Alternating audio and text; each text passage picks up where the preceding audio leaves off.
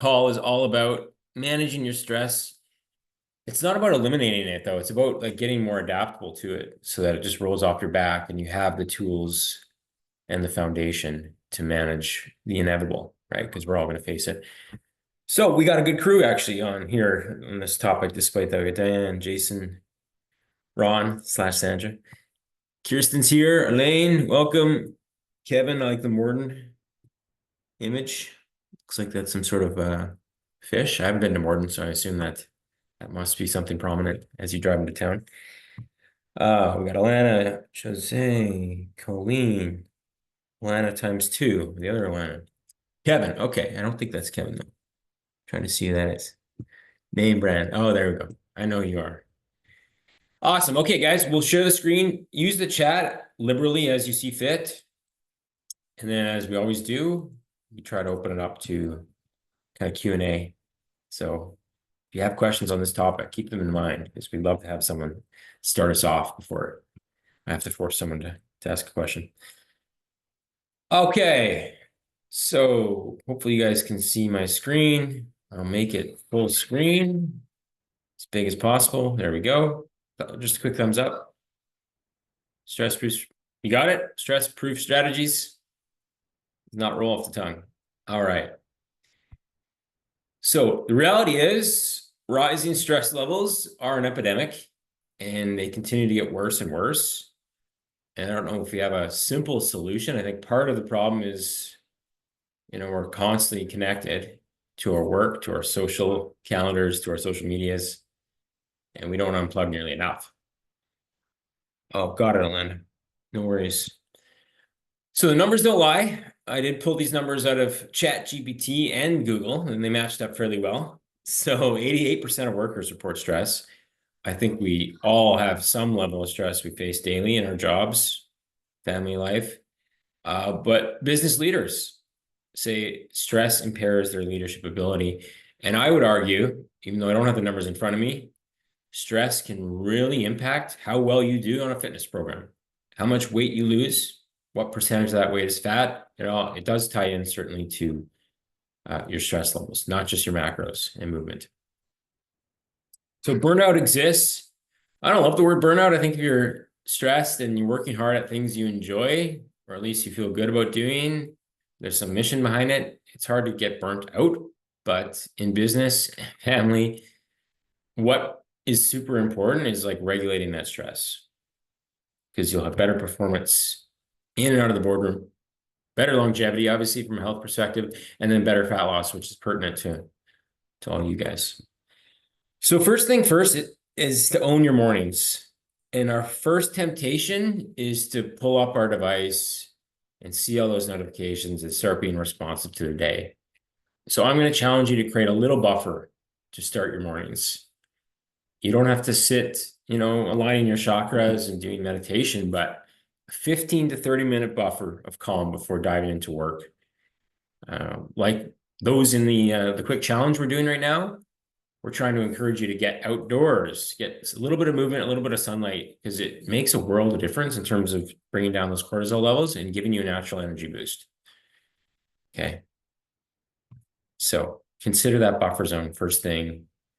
Don't turn on the phone. So turn it off at night so that you're not tempted as soon as you look at it. You might use it for alarm. I'd argue you should be waking up naturally anyway, if you're going to bed early enough. All right.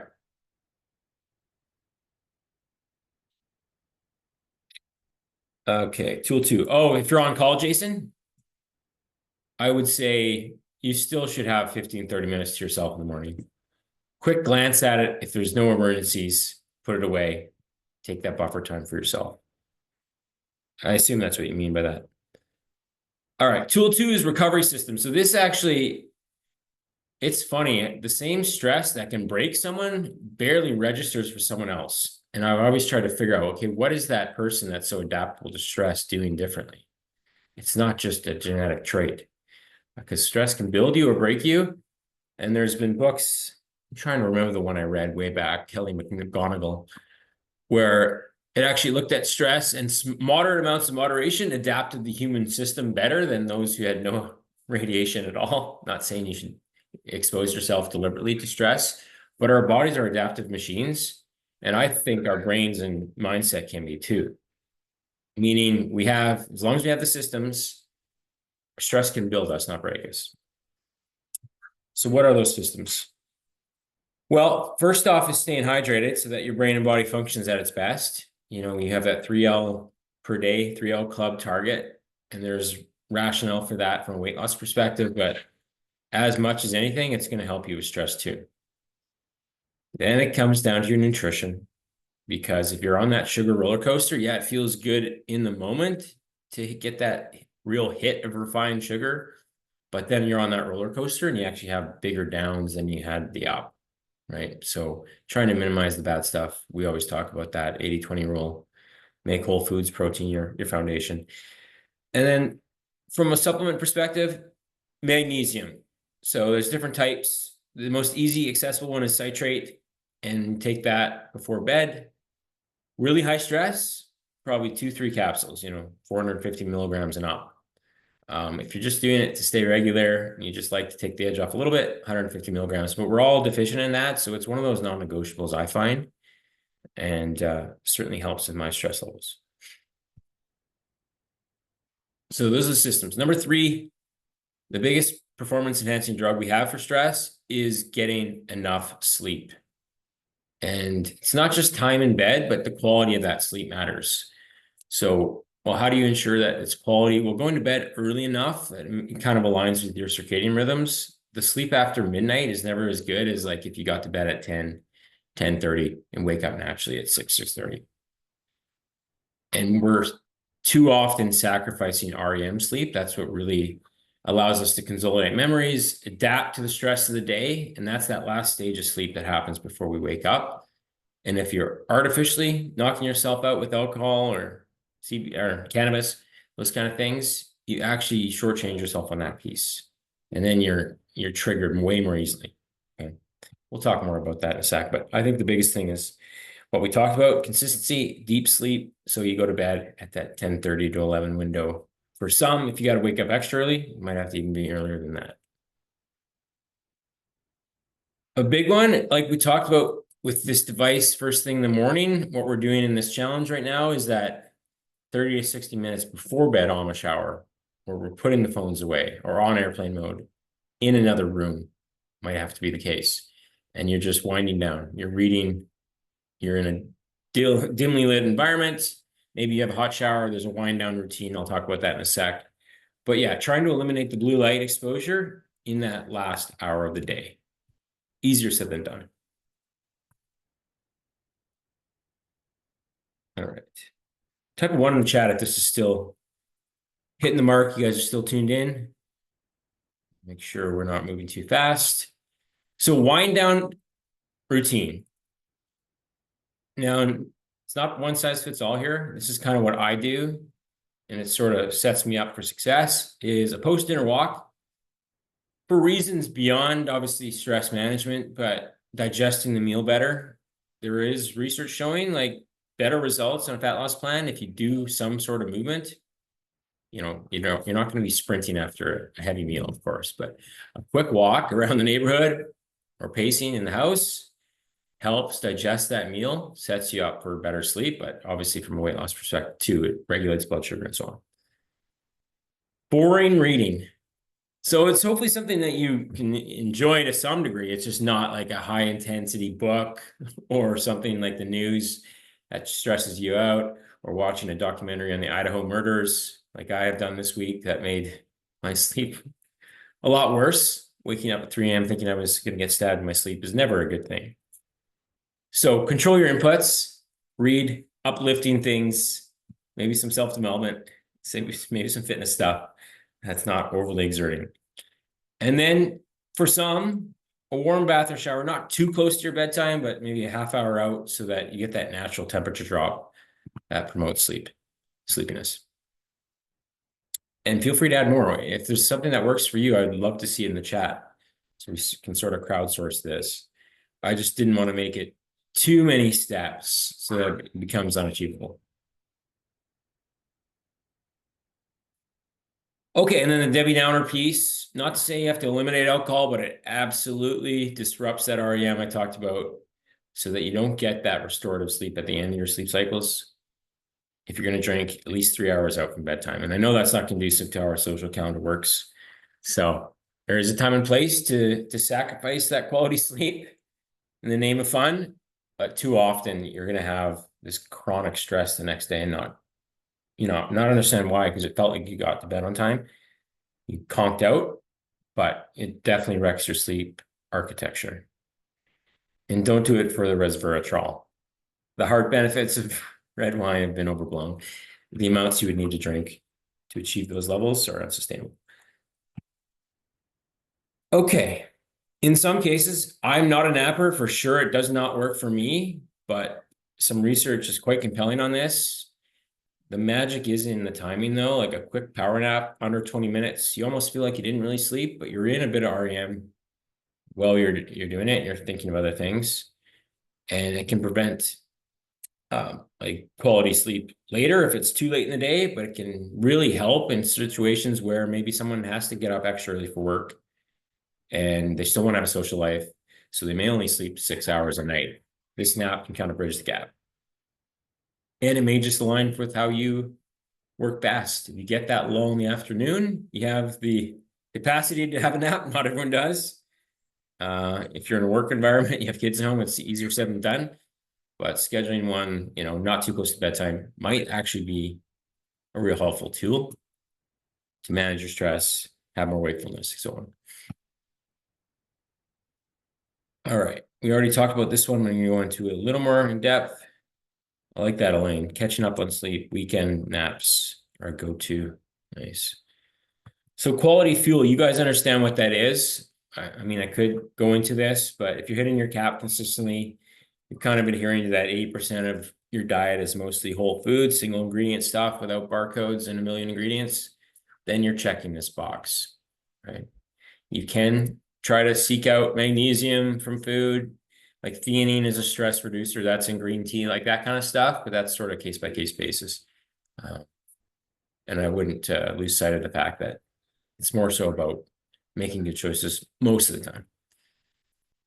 So I already talked about magnesium. You may want to experiment with that. Omega-3s may or may not want to experiment with that. Like I never make across the board supplement recommendations, but I do have my personal non-negotiables and magnesium's in there. Omega-3s aren't all the time. For me, it feels like it drops my blood sugar some days if I'm not eating enough carbs, which is indicative of that small uptick in metabolism, but I feel worse on. So, and you want to play around with it. If you get enough fish in your diet, it's probably unnecessary, but it does have a role to play for many. And then we all understand the protein piece. And your brain health is connected to that as well. Okay, so a bit of woo-woo stuff as promised, Woo Wednesday. This one was pretty neat to see. Like panoramic vision activates our parasympathetic response. So that's the relaxed version of our nervous system. When we're at the spa, that's the state we're in. We can kind of duplicate that by looking at horizons in nature. So just getting outside anywhere and having that panoramic vision, not glued to a screen, can make a real difference for your stress levels. You may want to ground barefoot in the grass. That's really woo-woo. I feel great after a little bit of sun, not too much, and just walking barefoot outside in a space doesn't have any sharp objects. You can actually replicate this. Like right now, my desktop background is like a forest with the sun peeking through the trees. And it was because I read this experiment where participants either walked in natural setting or viewed pictures of nature. And in all scenarios, it improved attention, working memory, mood, and stress levels. So believe it or not, digital tricks our brain if it's a really good high-res visual of a nature scene. So hopefully you guys are changing your desktop backgrounds right now.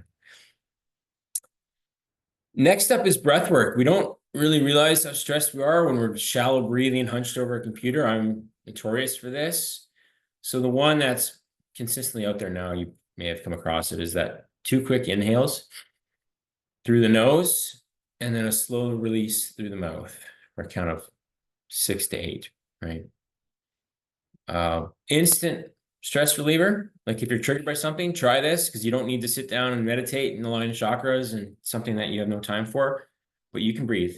You have to breathe anyway. So you might as well breathe right. And I tend to do a little bit of this post-workout or post-stressful activity. It regulates like heart rate variability, which is a sign of our stress. So I actually track that through my Aura Ring. And on days I really intentionally use breath work, the number is higher the next day. So I've put 2 and 2 together and think, oh, well, this might be worthwhile for that reason alone. Okay, so to summarize, we have to prioritize sleep. You'll be a stress basket case if you're consistently getting like under 6 hours a night, or you're medicating or whining yourself to bed, not crying, but drinking wine. You feel good in the moment, you might fall asleep easier, but the next day you pay the piper for that. Having an AM and a PM ritual around your phone, limiting exposure to blue light, having some wind down time, and then in the morning, really getting a little bit of me time in, a little bit of movement, a little bit of sunlight if possible. And then consider that quick breath practice. There are more time-intensive versions of that that might work better, obviously, because you're putting more time into it. But again, it comes down to what capacity you have, how much space in your calendar to squeeze something in. But all this stuff wouldn't take too much time, is the idea.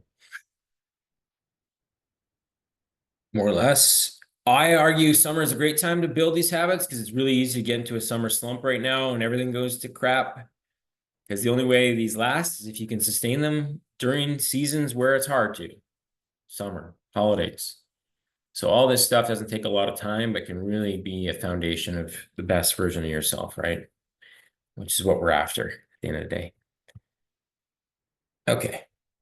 So let me know in the chat, which action step are you committed to at least trying for a day or 2 or 3? For me, putting the phone in another room, because I still have the tendency to, well, I have my Kindle app, so that's my excuse is I'm reading a book on there, but then something else pops up and I'm inevitably into the vortex of messages and DMs and social media. And then this 30-minute morning buffer, I tend to be really coffee caffeinated right into my work. I'm like, oh, I got no time for that. Kids are going to get up soon. I'm at least trying for this 15 to 30 minutes, even if it's just in my backyard, pacing around without my phone. So we've got the phone away, Sarah. Like it. And then by the end of the month, I'm not bad with this, but a consistent sleep schedule, Monday through Sunday. Trying to get to bed within that 30 to 60-minute window, the same 30 to 60-minute window. Irene, 3. Alana, I'll add magnesium to my bedtime routine. So Irene, I assume you mean the sleep schedule. Yeah. Yeah, Alana, if it's because you have a strong urge to go pee, I would say a little bit of salt in your last glass of water before bed can help retain some water, but taper off the water too if that's the issue. I know age, sometimes people wake up more frequently. It happens, but something to experiment with. I like committing to a bedtime by 10 p.m. Walking after dinner instead of before. Yeah, it'll be largely a little bit more effective after. And yeah, it's tough to change your routine if you're used to staying up late, but all of us have to get up early for things. So we kind of have to force ourselves to be a bit more of a morning person. Excellent. Okay. I will stop sharing this. Any questions on this topic or related?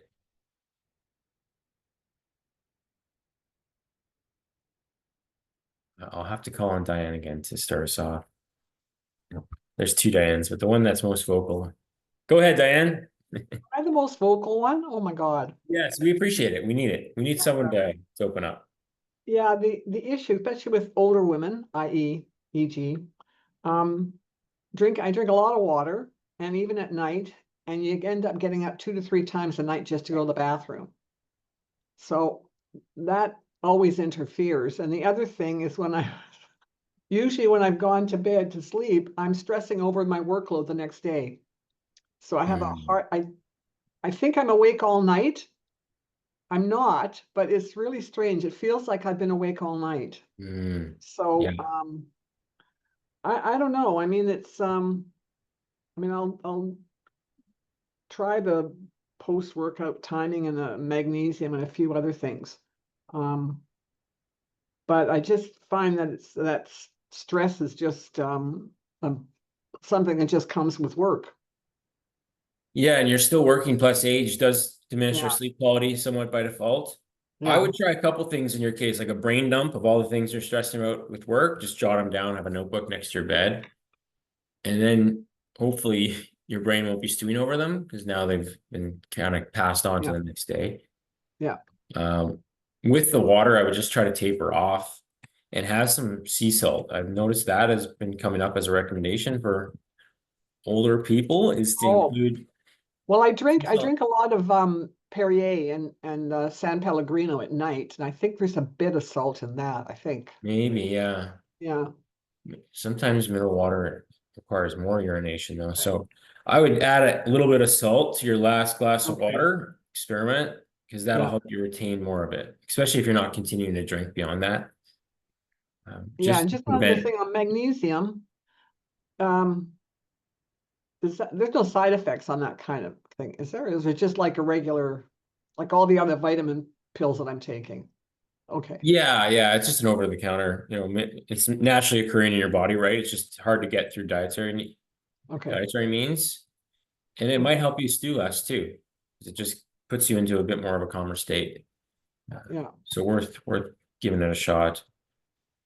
Yeah. Also helps with our bathroom regularity. TMI, but it does. I mean, I don't mind being stressed out, but it's sometimes it gets to be a bit much. That's just it. Yeah, stress is a natural part of life, but if we have some tools to at least put it to a manageable level, if it's something Yeah. you're laying awake at night thinking about, that definitely Yeah. is something I you mean, want when to it totally disappears when I'm at the gym. When hmm I'm concentrating on working out and weights and everything, nothing. That's all I'm thinking about. Nothing else Yeah. interferes. So, Yeah, it definitely works for that because we get crushed by the weight if we're distracted. So it's like forces us to be in the yeah, moment, in the present moment. It's one of those few things exactly. that Yeah. are really Okay. effective for. So yeah, trying to replicate that at night. Sometimes it's just like a room scan, like, oh, there's a plant in the corner.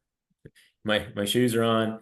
Like getting really into the present moment so that you're not ruminating and stewing and going off in other Right. directions in your head. Okay. Anyway, Okay. lots of ways to approach that. Hopefully one of those will work.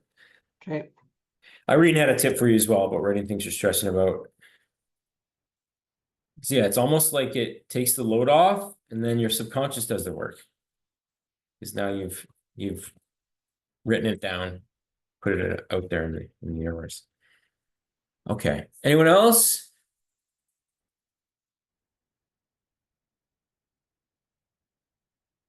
Guys are all not stressed, eh? Okay. Good. We'll roll with that. Okay. Awesome. Anything that you want to talk about individually without the group, certainly reach out to me in the app. I think Abby's on here too. So yeah, if you're working directly with her, reach out to her. Because this is something that comes up a lot actually in conversations. So I felt like it was a necessary topic to at least bring to the table here today. So hopefully you found it helpful. Hopefully you have a few action steps you're going to take forward. Nodding heads. Awesome. Okay. Well, we can shut her down a little bit early then. Going once, twice, 3 times. Alrighty. We'll take it. We'll see you guys. Have a good rest of your week. Thanks, Mitch. Take care, bud. You too.